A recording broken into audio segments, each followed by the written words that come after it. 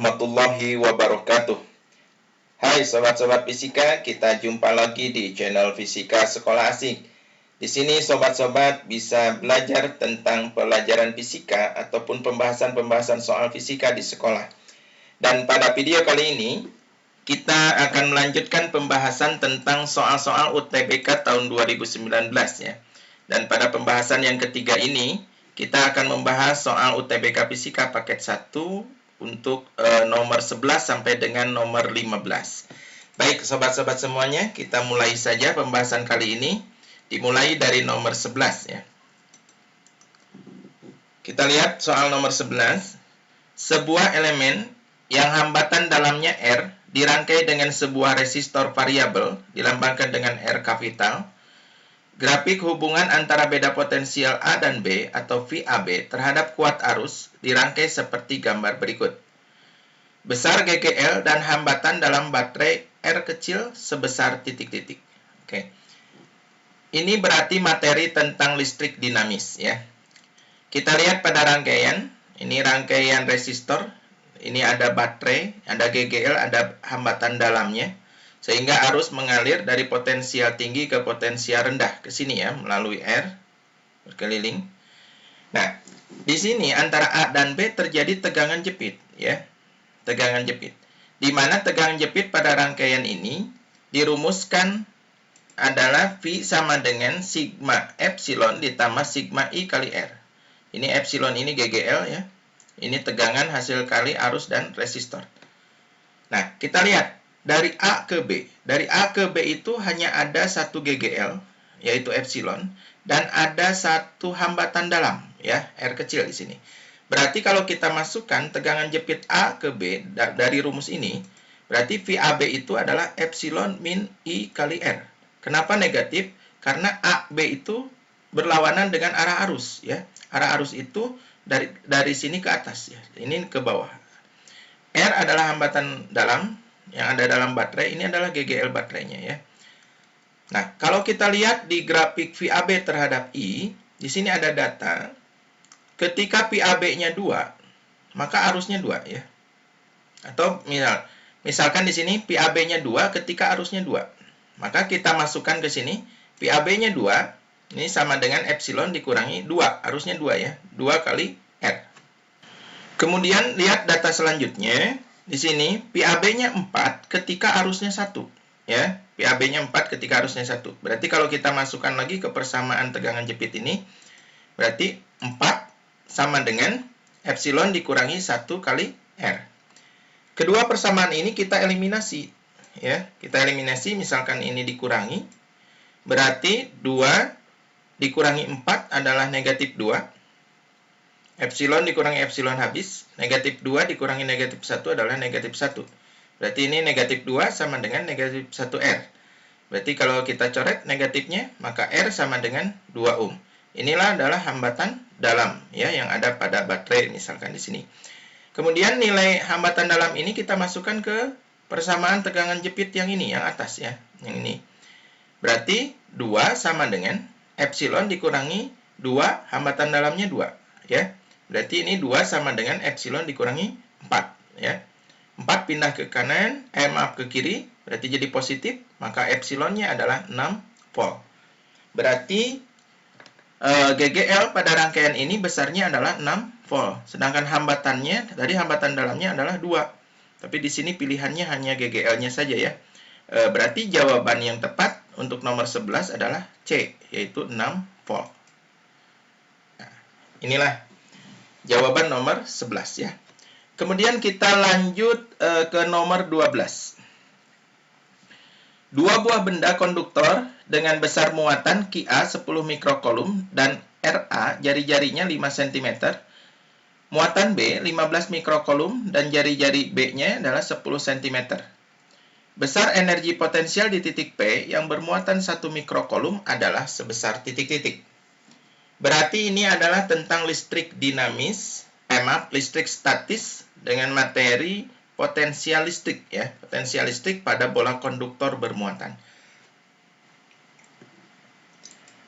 Penyelesaiannya untuk soal ini kita lihat potensial di titik P Kita hitung dulu potensialnya. Itu adalah potensial yang disebabkan oleh bola konduktor A dan ditambah dengan potensial yang ditimbulkan oleh bola konduktor B. Karena potensial itu skalar, berarti ini tanpa memperhatikan arahnya ya. Potensial itu sendiri dirumuskan K kalikan Q per R. Berarti ini potensial A, K kalikan QA per RA. Ditambah K kalikan QB per RB. RA itu adalah jarak dari pusat bola sampai ke titik P. Ya. RB juga sama, dari pusat bola B ke titik P. Karena di sini bola A dan bola B berhimpit sehingga pusatnya berada tepat di satu titik, maka RA sama dengan RB ya, ke titik P ini ya. Berarti kalau kita tulis secara matematika, sederhanakan lagi, K-nya kita keluarkan, berarti QA per RA ditambah QB per RB ya, seperti ini. Kita masukkan angkanya, kita coba masukkan angkanya. P, potensial di titik P, itu sama dengan K-nya 9 kali 10 pangkat 9, dikalikan QA-nya 10 kali 10 min 6, ini mikro itu 10 min 6, dibagi dengan 3 kali 10 pangkat min 1 meter. Kenapa 30 atau 3? Karena di sini, dari pusat ini ke P, ini dari pusat ke ujung ini adalah jari-jari B. Jari-jari B itu adalah 10. Berarti dari pusat ini ke titik P adalah 30 cm. Ke dalam meter berarti 3 kali 10 min 1. Ini 15 muatan B kali 10 min 6 dalam mikro, 3 kali 10 min 1. Berarti karena penyebutnya sudah sama, kita lihat. 9 kali 10 pangkat 9, 10 tambah 15 itu 25. Ini min 6 dengan min 1, jadi min 5 dibagi 3. Ya. 9 dibagi 3, 3 kali 7 kali 25 itu adalah 75. 9 dengan min 5 adalah 4 ya. Jadi potensial di titik P adalah 75 kali 10 pangkat 4 volt ya.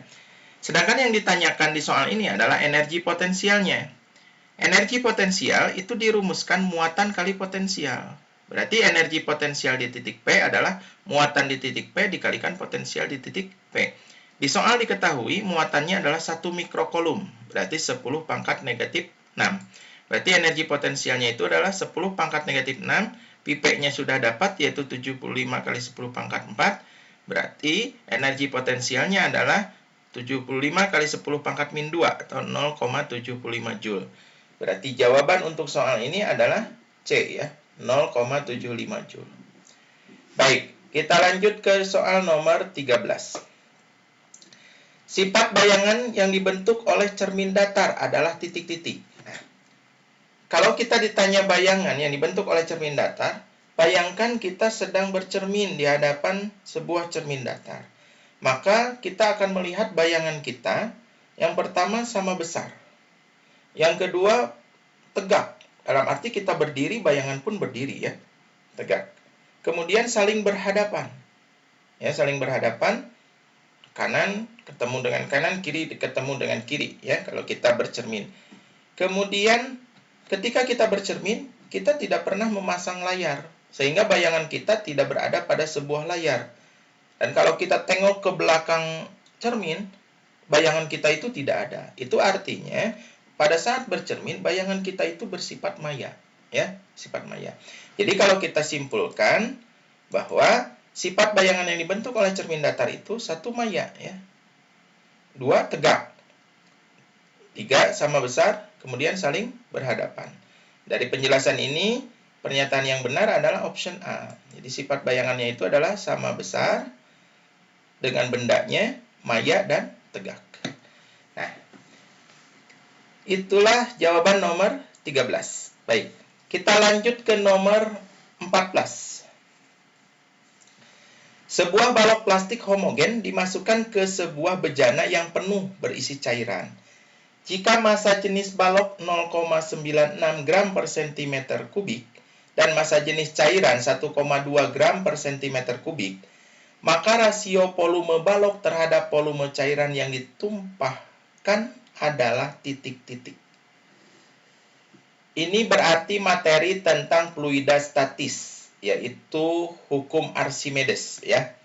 Hukum Archimedes tentang gaya apung. kita lihat dulu atau kita gambarkan dulu ya cerita soal ini. Ya, kurang lebih gambarnya seperti ini. Ya, ada balok plastik kita celupkan ke dalam air sehingga sebagiannya tercelup. Nah, air yang tumpah itu sebesar volume balok yang tercelup di sini, ya. Karena asalnya penuh, nanti terdorong oleh balok, maka ada air yang tumpah. Volume air yang tumpah itu sebesar volume balok yang tercelup ini, atau PB, ya. Kemudian PA, ini adalah volume balok yang muncul di atas permukaan air. Nah, volume benda adalah total, yaitu PA ditambah PB. Oke, di sini benda mendapatkan gaya apung dari air ke atas. Kemudian benda juga mendapat gaya berat dari dirinya sendiri karena dia bermassa. Nah, kalau diam berarti terjadi keseimbangan. FA sama dengan W, ya. FA sama dengan W. Nah, dari rumus itu kita peroleh, pada kasus ini, maka diperoleh persamaan seperti ini. P dibagi dengan PB sama dengan Rho C dibagi dengan Rho B. Ya. V apa? V itu adalah volume benda secara keseluruhan, volume balok secara keseluruhan. PB adalah volume balok yang tercelup di dalam air.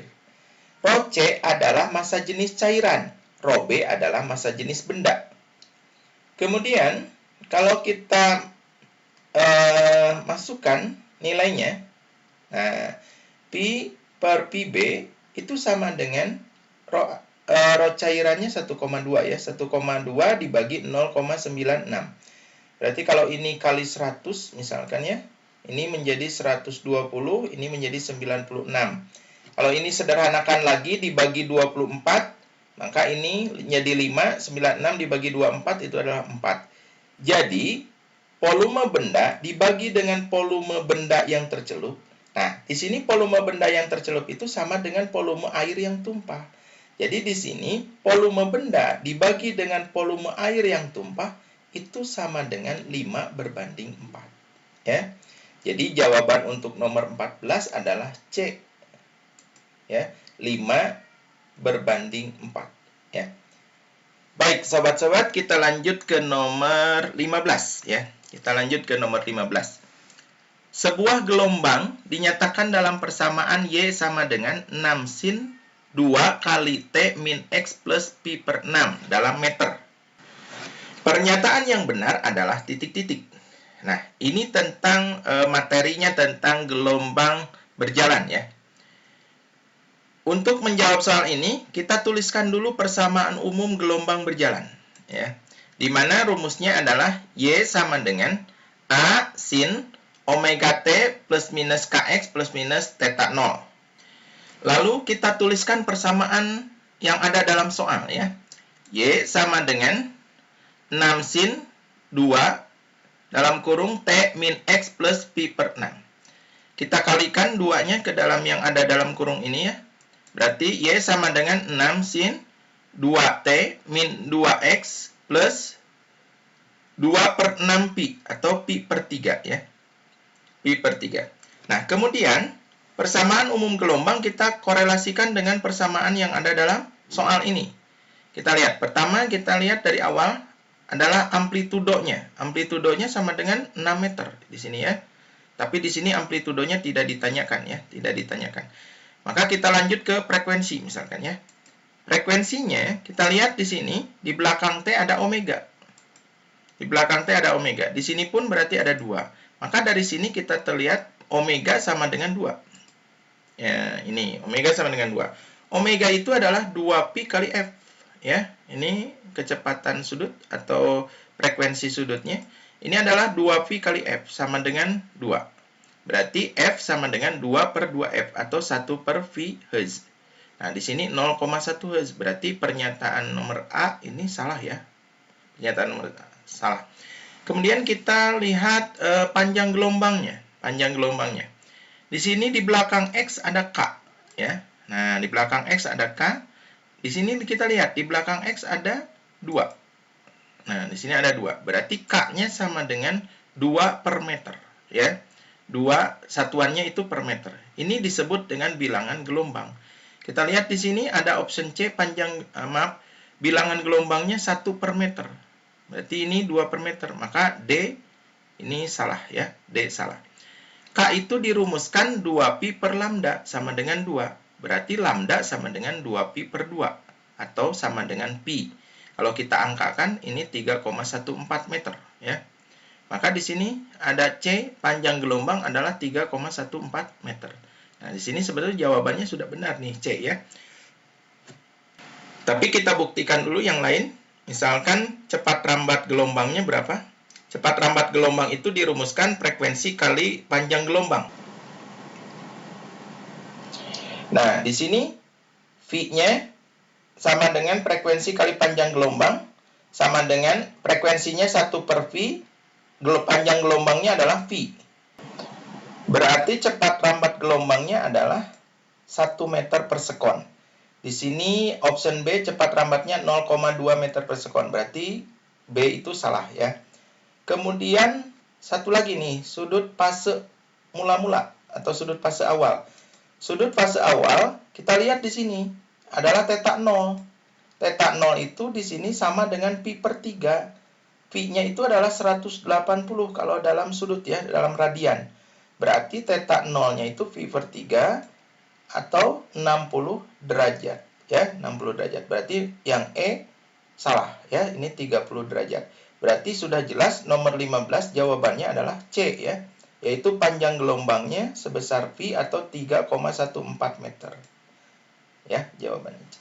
Nah, itulah sobat-sobat pembahasan soal-soal UTBK tahun 2019 paket 1 dari nomor 11 sampai dengan nomor 15. Insya Allah nanti pada video selanjutnya kita akan bahas nomor selanjutnya yaitu nomor 16 sampai 20 ya. Terima kasih atas perhatiannya. Mudah-mudahan pembahasan ini bermanfaat ya. Sampai jumpa nanti di video selanjutnya. Wassalamualaikum warahmatullahi wabarakatuh.